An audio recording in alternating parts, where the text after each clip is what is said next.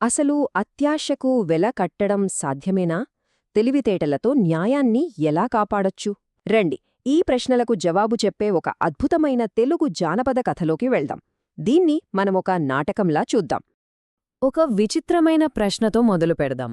వాసనని దొంగిలించడం సాధ్యమా? వినడానికే చాలా వింతగా ఉంది కదూ. కాని మన కథ మొత్తం ఈ ఒక్క ప్రశ్న చుట్టూనే తిరుగుతుంది. ఈ ప్రశ్నే మనల్ని ఎన్నో ఊహించని మలుపులు తిప్పబోతోంది. సరే, ఇక మన నాటకంలో మొదటి అంకం మొదలవుతోంది. ఈ అంకంలో ముందుగా మనం ఈ కథ ఎక్కడ జరుగుతోంది, ఇందులో ముఖ్యమైన పాత్రలెవరు అనే విషయాలు తెలుసుకుందాం.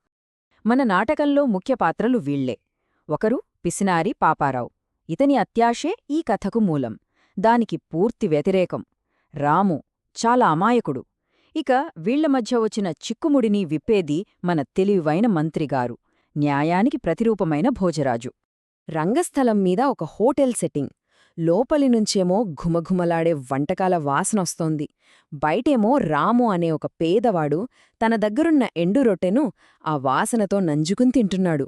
చూశారా, ఒకే చోట సంపద, పేదరికం మధ్య ఎంత తేగా ఉందో.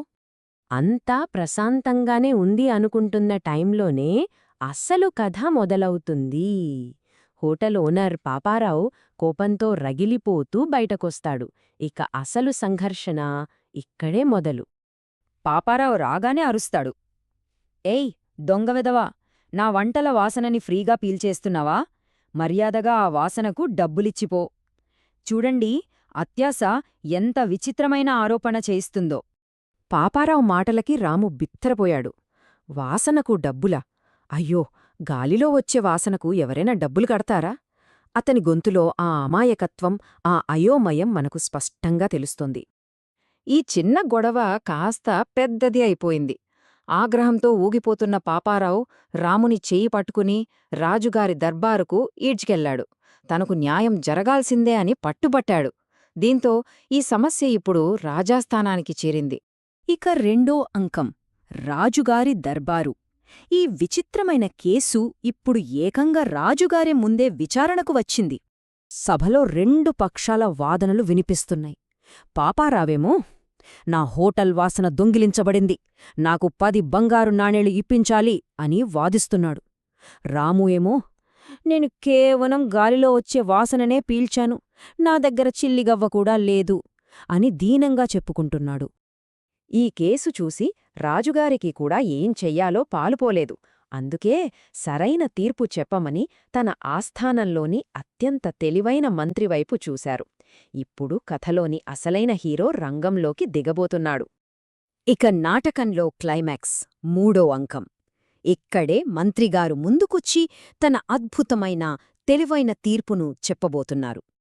మంత్రిగారి తీర్పును పూర్తిగా అర్థం చేసుకోవాలంటే మనకు పొయటిక్ జస్టిస్ అంటే కావ్యన్యాయం అనే కాన్సెప్ట్ తెలియాలి.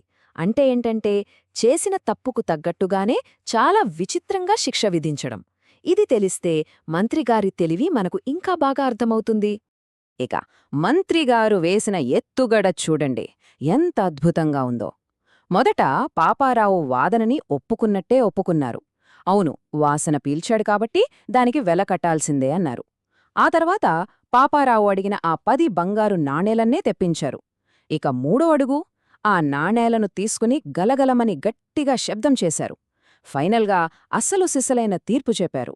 ఆ ఘుమఘుమలాడే వాసనకు ఈ గలగలమనే శబ్దమే సరైన మూల్యం అనే తేల్చేశారు. తన తీర్పు మొత్తాన్ని మంత్రి ఒక్క వాక్యంలో చెప్పారు. వాసనకు శబ్దమే కదా సరైన ధర. ఈ ఒక్క మాటతో ఆ కావ్యన్యాయమంటే ఏంటో అద్భుతంగా నిరూపించారు. ఈ తీర్పు వినగానే సభ మొత్తం ఒక్కసారిగా నవ్వేసింది. పాపారావు సిగ్గుతో తలదించుకున్నాడు. రాజుగారితో చీవాట్లు తిని అవమానంతో అక్కడ్నుంచి వెళ్ళిపోయాడు. చూశారా, న్యాయం గెలిచింది, అమాయకుడికి విముక్తి లభించింది. ఇక మన నాటకానికి తెరపడింది. మరి ఈ కథ ద్వారా మనం నేర్చుకున్న నీతేంటి? ముఖ్యంగా అత్యాశ గురించి ఈ కథ ఒక పెద్ద గుణపాఠాన్ని నేర్పుతోంది.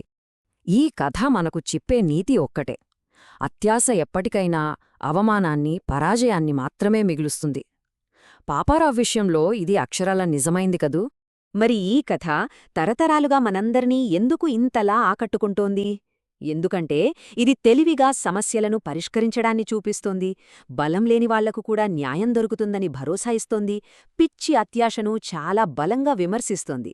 అందుకే ఈ కథలోని నీతి ఎప్పటికీ పాతబడదు. ఈ కథ ఇక్కడితో ముగిసింది, కాని మనందరికీ ఒక ఆలోచనను మిగిల్చింది. మరి ఈ రోజుల్లో పాపరావులాంటి అత్యాశ మనకు ఏ రూపంలో కనిపిస్తుంది?